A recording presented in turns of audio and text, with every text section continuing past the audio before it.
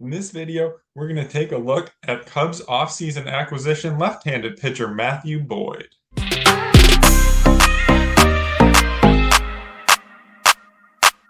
Cubs signed the 33-year-old lefty to a 2-year, $29 million contract, and there is actually a mutual option for a third year for $15 million. Boyd debuted in 2015 with Toronto before he was traded midseason to Detroit in the David Price trade. Well, one of many David Price trades. And then he was with the Tigers through 2021. Then it has spent parts of single seasons with Seattle, Detroit, and then Cleveland in 2024. Here's a look at the Cubs' current rotation as it stands with Matthew Boyd added, Justin Steele, Shoti Minaga, Jameson Taillon, all penciled in. Matthew Boyd right now in that 4 spot. And then as of now, there's still fifth spot open with Javier Assad, Jordan Wicks, Hayden Wesneski, Caleb Killian would be all in at that. But I do believe the Cubs are probably looking to add one more starter to really fill out that rotation before spring training comes. One thing I really like about Matthew Boyd, looking back into his previous seasons, is the way he's been able to kind of reinvent himself and continue to improve his strikeout rate really over his entire career. As you see in this strikeout percentage by season graph here.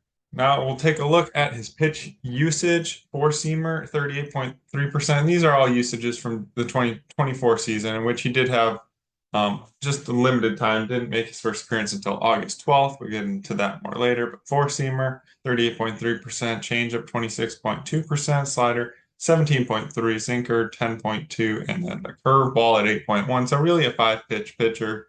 Lots of options here. Let's take a look at that repertoire a little bit more. The four-seam fastball, it's one of the things I think the Cubs liked about him is that he gets a lot of strikeouts, and with a lot of different pitches, he can do that.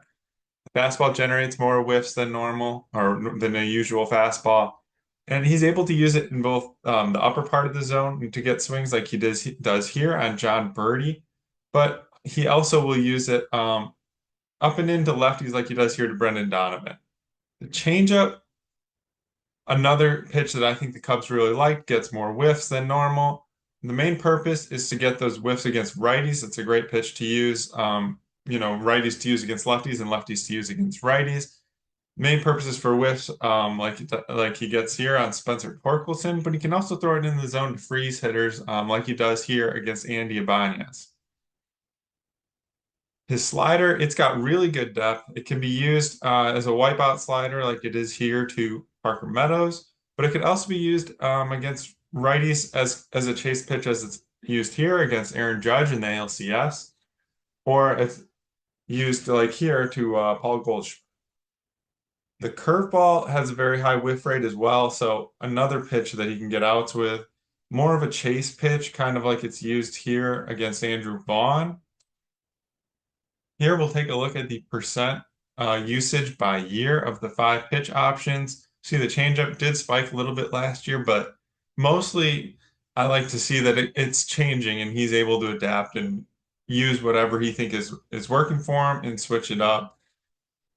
That's one of the things I like so much about Boyd is his ability to use all 5 of these pitches. Boyd is coming off Tommy John surgery, or he was for the 2024 season. He did not make his first appearance until August 12th, which was actually against the Cubs. He made 8 starts, 2.72 ERA, and in 3 playoff starts, just a .77 ERA, 12 and 2/3 innings pitched, so just 1 run allowed in that postseason. He has had some injury questions, and so maybe that's probably the big question mark coming into this deal. He has only pitched, let's see, since 2021. Well, 2020 season, he pitched 60 innings. 2021, 78. 2022, 13.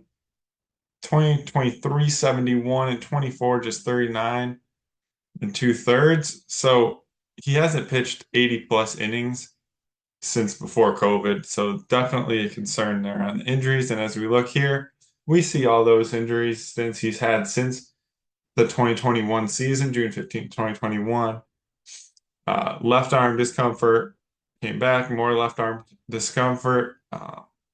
then the left elbow strain, another left elbow strain, and then finally the one on June 27th, 2023 was the one that prompted the Tommy John surgery. So hopefully that's all behind him and he's good to go. But with an older pitcher, it's definitely got to be a question mark coming into a deal like this. It's not like they gave him nothing. They gave him 29 million over 2 years, so it's a pretty big deal, but it's a risk and it's a risk that could pay off as well. So, if he didn't have any injury history, maybe this is a guy that's commanding a lot more than that $29 million. So at the end of the day, it is definitely a risk, but it is one the Cubs can afford. And if he's that four starter, or if the Cubs can even get another starter into that rotation and he becomes a five starter, this could be a really solid rotation. And he's a very good veteran member. Maybe he doesn't need to, make all the starts throughout the years. We have those guys, Jordan Wicks and Hayden Wesneski and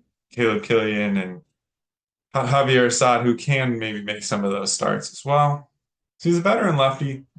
He's been very good in limited time. He was really good, flashed late last year in the postseason. So if he can stay healthy, it is very good signing. Let me know in the comments what you think of this signing. And please like the video, subscribe to the channel. Baseball season will be here soon enough. Spring training kind of around the corner. But until then, we'll keep following all these offseason transactions. Go Cubs.